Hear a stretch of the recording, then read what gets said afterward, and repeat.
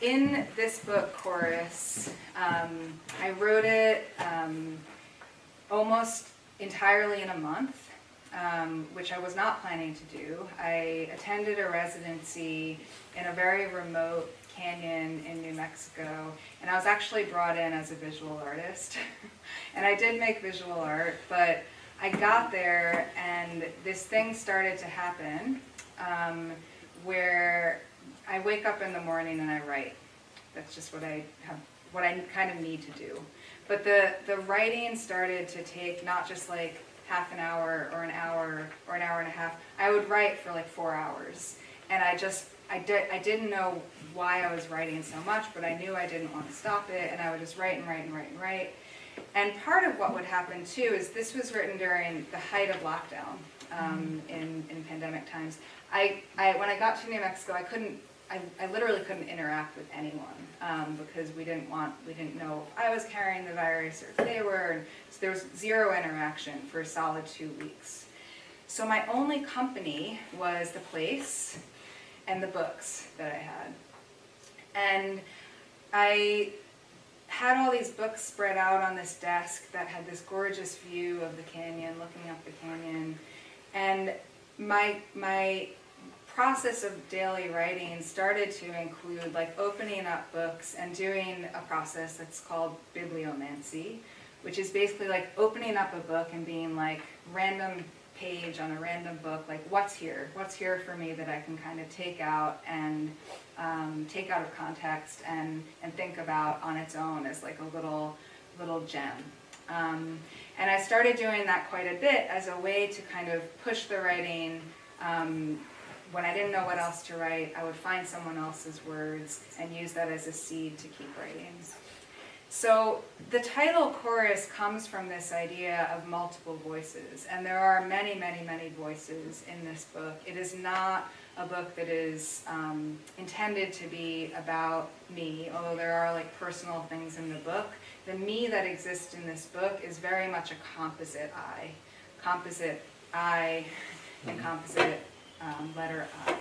And that was preceding the writing of this book. I had several what's sometimes referred to as life quakes, where like things happen that were outside of my control, that upset my sense of stability and comfort. And I really was in a very uncomfortable place personally, and I didn't know what was going to happen next. Like many of us, it was just a tumultuous time. And so this book, the writing of this book was a way for me to enter into this a sense of what a self can be that is not individualized, not fully individualized.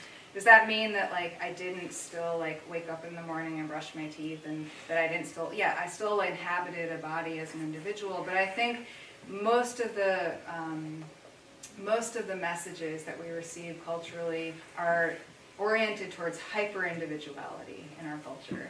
And what I began to experience in the writing of this book, and what I hope the book contains, is this sense of an expanded I, a widened I, that includes multiple voices, that is much less ego-driven, that's much more about sort of opening into what it means to be dispersed in place and time, which I'll touch on one more concept quickly, and then I'll read some poems. And the last concept I want to touch on that was instrumental to this book and to this work has to do with the idea of the second body, which is the title of a book by Daisy Hildyard. And she's a British writer who has, in 2016, she published this book called The Second Body. And the basic premise of it is that we all have two bodies. We have we're all here in this place. We have this body. And then we have another body that is global and trans-temporal. It's outside of linear ideas of time. It's outside of contained ideas of space. And it's affecting everything at once. I'll read a short quote by her that explains this. Every living thing has two bodies these days. You are flying into the atmosphere and back down to the ground right now, but you can't feel it. You breathe something in, and what you breathe out is something else. Your first body is the one belonging to the place you live in, made out of your own personal skin. Your second body is the body which is not so solid as the other one, but much larger. This second body is your own literal and physical biological existence. It is a version of you. It is not a concept, it is your own body. The language we have at the moment is weak. We might speak vaguely of global connections, of the emission and circulation of gases, of impacts, and yet at some microscopic or intangible scale, bodies are breaking into one another. The concept of a global impact is not working for us, and in the meantime, your body has already eaten the distance. Your first body could be sitting in a gallery in Aurora, New York, but your second body is floating above a pharmaceutical plant on the outskirts of the city. It is inside a freight container in the docks, and it is also thousands of miles away on a floodplain in Bangladesh in another person's lungs. It is understandably difficult to remember that you have anything to do with this second body. Your first body is the body you inhabit in your daily life. However, you are alive in both. You have two bodies. And in this book, her stated goal is to make the second body come into the first body, by which she means trying to understand somehow this global effect that we all have on the planet. When we buy anything, including a book, it touches every single part of the world. It touches everything at once. Everything that we do at this point is globalized and interconnected. And we got a very significant taste of this pre-vaccine and pandemic, when we were all hyper aware of the air around us and how the air is shared. And that's just one example of how the second body exists. The work that I'm doing in this current body of work, and the work that I'm doing ongoing with pigments, and the work that I'm doing ongoing with poetry, a big focus of it is trying to understand this dispersed I, the second body, and how to reckon with that ethically. What does it mean? How do we work with it? How do we live in an ethical way in this moment, in this place and time? So, I'll read a few poems, and then I'm hoping we can have a conversation. So the book begins in Portland briefly, and then goes to Ojito Canyon is the name of the canyon, Little Eye Canyon, and then it ends in Portland. And honestly, the parts that were written in Portland are so sad. They're just really difficult. And so I don't love to read them. So I'm mostly, I think, just going to read from Ojito Canyon, because they're much more uplifting. So I'm going to read chorus 13. These poems were written on an almost daily basis. So this was about 2 weeks after arriving in this canyon. And I will say, before I read briefly, these poems are fairly long, and they're very driven by sound. I think of color and sound as being very close analogs, and I can talk a little more about that later if you're curious. But I would encourage you in listening to these poems to just sort of let them happen. Like, don't try to catch every word. It's okay if you're just experiencing the sonic quality. That's perfectly fine. Chorus 13, Ojito Canyon. Scene. Past moonset, pre-sunrise, stars poised on dark hills. Alone yesterday on a mesa, eating handfuls of thirsty snow. Juniper parched and seeking, a water ghost, a slow writhing thing, engraving water's name, a continuous seeking, I. Pink wisps now in pale cerulean sky, hills indigo and umber. This white far, this breath, this blue far, this breathing, this pink far, this breath, this black far, this edge, this gray far, this lip, this fold of each body, a map of contact, of relinquishment and hold. I drift out from the canyon's inlet, trace again the world with sight. I try to see my own edges, trace where I become all else, to feel the me and the not me align in that reprise. As when and otherwise opens in the body, I split along the seam of my own perfect damage.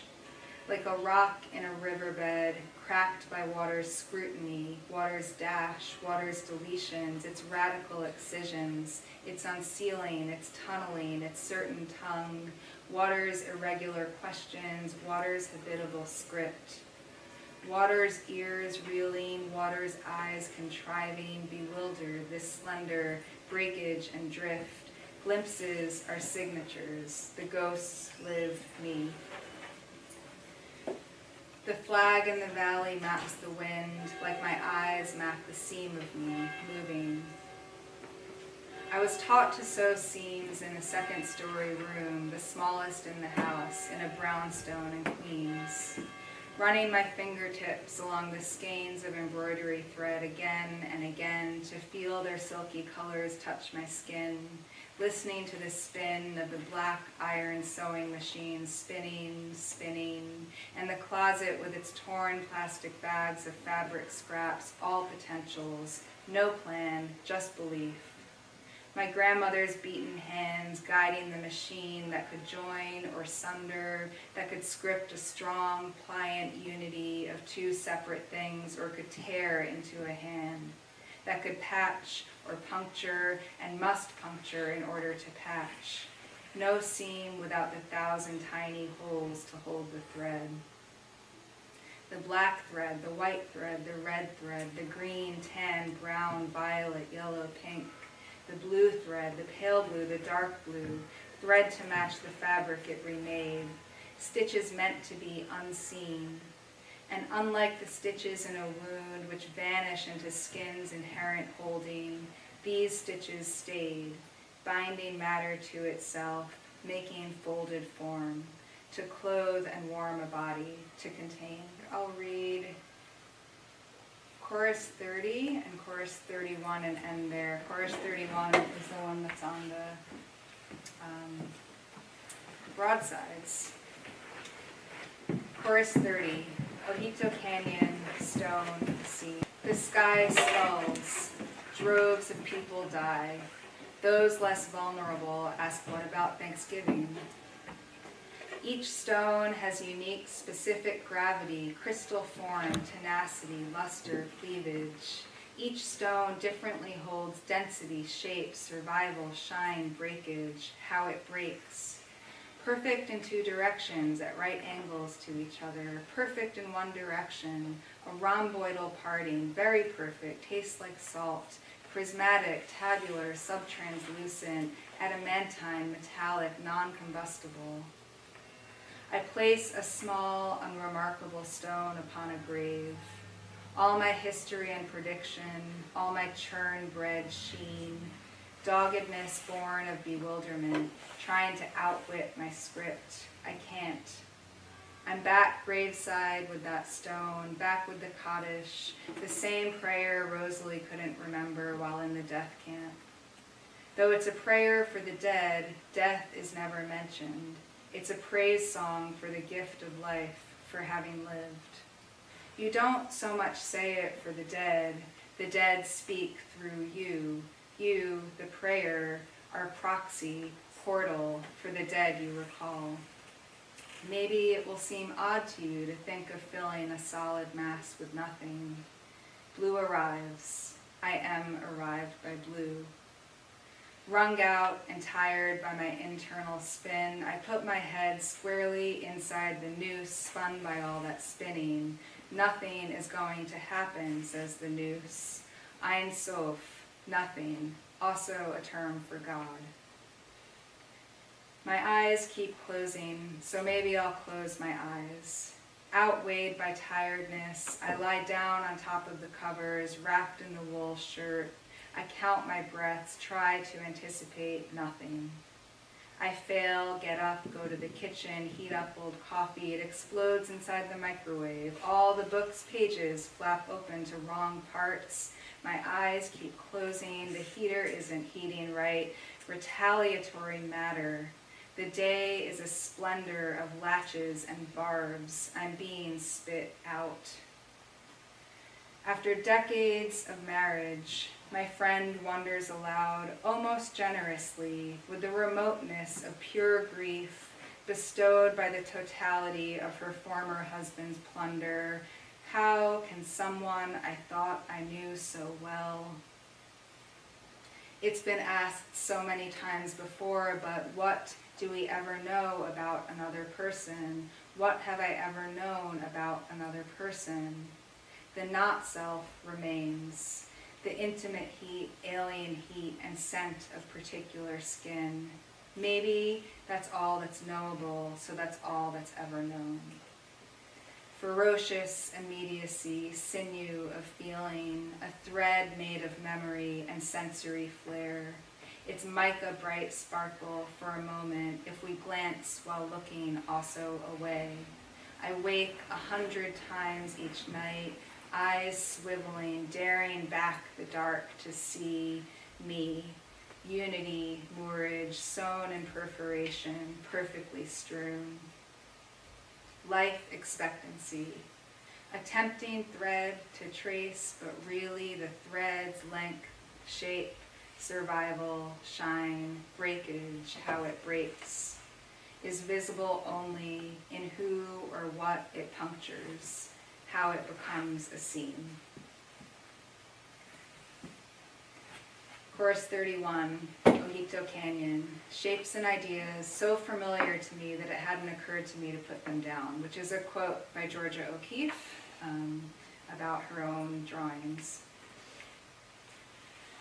A canyon is a type of tear made into a seam by sun's bright thread, moon's lucent thread, stars glinting many threads, wind's transparent endless threads, sensate animal threads, accurate animal threads, insects threads whirring, threads of the juniper's writhe, threads unspooling through the canyon, sewing a shared seam, looping, remaking both story and sight.